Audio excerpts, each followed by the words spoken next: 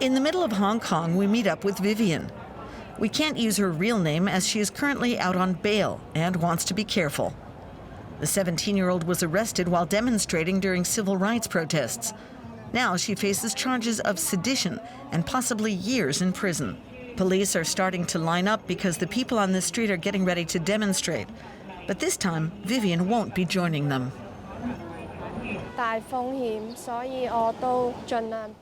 I have to stay away from risky situations, because if I'm arrested again, I face immediate imprisonment. It annoys me because I want to show my support, but I can't, and I feel powerless. 50 meters down the road, people march to protest Hong Kong's ban on public assembly. Thousands come together, as they do every year, to commemorate the victims of the Tiananmen Square massacre in Beijing 31 years ago. But at the same time, communist leaders in Beijing are preparing a show of force. At the People's Congress, they are launching a so-called security law, which will become part of Hong Kong's basic law. This will allow Beijing to deploy its own security forces in Hong Kong and thus potentially silence criticism. A prominent opponent of Beijing, publisher Jimmy Lai, was arrested 7 weeks ago for allegedly organizing unauthorized meetings. The 72-year-old is now free on bail. He believes the new security law means the end of Hong Kong. It's like tearing down our basic law. It destroys Hong Kong, because without the rule of law, the status of our financial center is destroyed. Because without the protection of law, business has no protection except to bribe the officials who have power over you. We will be like China. The people of Hong Kong can either emigrate or resist. So, myself is going to stay and fight to the last day. Later, we meet up with Vivian at home. She's still in school, but says later she wants to study political science at university. Right now, she's still waiting for her day in court. So far, the date has not been set. I'm afraid of being arrested and sent to prison for 4 years or more. Then I will lose many years that I could otherwise use for studying at the university. Her parents understand that Vivian goes to these protests to fight for a better future, even though the result is that now her future in Hong Kong is more uncertain than ever. Hong Kong's leader, Carrie Lam, today urged all sides to learn from the difficulties of the past year and warned that the city cannot tolerate what she calls more chaos. The immediate issue is to prove that one country, two systems works well in Hong Kong, and to prove that Hong Kong people are reasonable and sensible citizens of the People's Republic of China, that we could be trusted to continue to have our own way of life and our own way of system within the whole country. Yeah. Well, for more now, we're joined from Hong Kong by democracy activist Joshua Wong. Mr. Wong, can the people of Hong Kong be trusted the way Carrie Lam wants? Hong Kong people have no trust towards Beijing and Carrie Lam, and how one country, two system is already implemented and result in one country, one system. Now, Hong Kong people are sensitive enough to continue our confrontation to the crackdown from the regime. A year ago, we saw more than 1 million people on the streets of Hong Kong. You're very much involved in that movement. What has that protest movement achieved?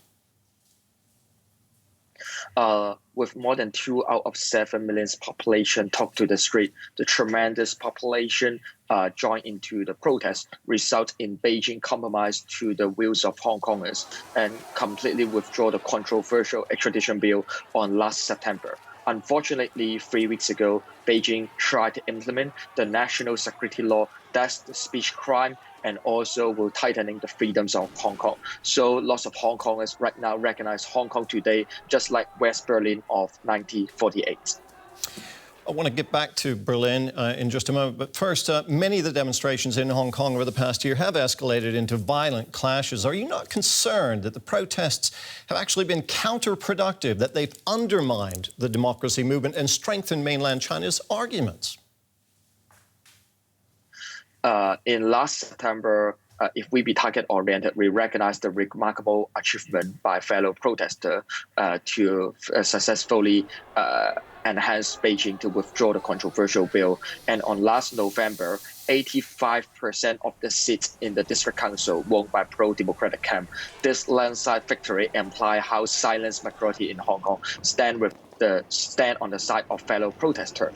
And of course, even if force is used by protesters, but political crisis must solve by political system reform. And now is Beijing continue crackdown on Hong Kong. They've already arrested almost 10,000 people in this only 7 million population. But that's not the way out. You've backed a petition calling for Germany and Europe to take a tougher stance towards China. In your view, how should Germany's China policy change that might have a positive impact on Hong Kong? Supporting Hong Kong is not about only under the framework of the tension between US and China. Stand with Hong Kong is only about right or left, it's about right or wrong. And I think now, no matter for UK, for Germany, or for EU, now is the time to not keep silence on the national security law implementation, because it's not only affecting the political rights, it's also damaging the economic freedom exists in Hong Kong. Once this law is implemented, will the Great Firewall in mainland China could apply to Hong Kong? Never say never. And the free flow of capital, free flow of information was also under surveillance and a crackdown from Beijing. And when it's also affected the status of Hong Kong being the Asian financial hub, it also affected foreign business interests. You referred to Berlin, the Berlin Wall crumbling in 1989 in a successful pro-democracy movement. If you were to have a conversation with Chancellor Merkel, what would you say to her?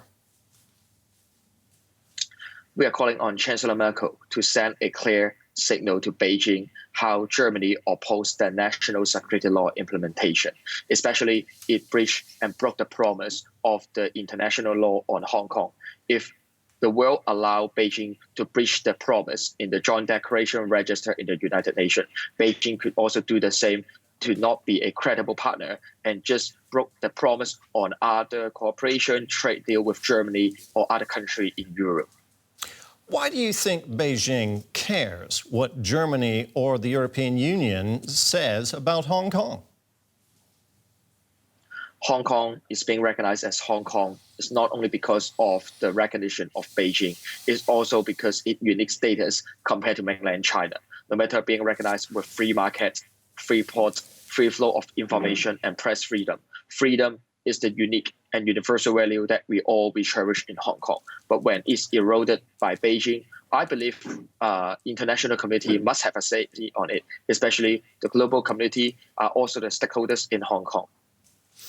Beijing is preparing a new security law that will affect Hong Kong. What do you think? How do you think that's going to impact Hong Kong? As I summarized the national security law as kind of speech crime, I would say that if anyone call on President Xi to step down in Hong Kong, is of course under the criteria and the framework of freedom of speech. If anyone calling on President Xi to step down in mainland China might be arrested with the anti-subversion regulation. But once the national security law apply in Hong Kong, what the destiny of dissident in China, no matter Liu Xiaobo or others, might also happen in Hong Kong. So how to still protect and safeguard Hong Kong as the free city at a global community that still enjoy certain degree of political and economic freedom. I think that's not only the matter for Hong Kong, that's also the matter to the world. And if first is Hong Kong, the next is Taiwan, and later on is the rest of the world. Mr. Wong, thank you very much for talking with us. That was democracy activist Joshua Wong there talking to us from Hong Kong.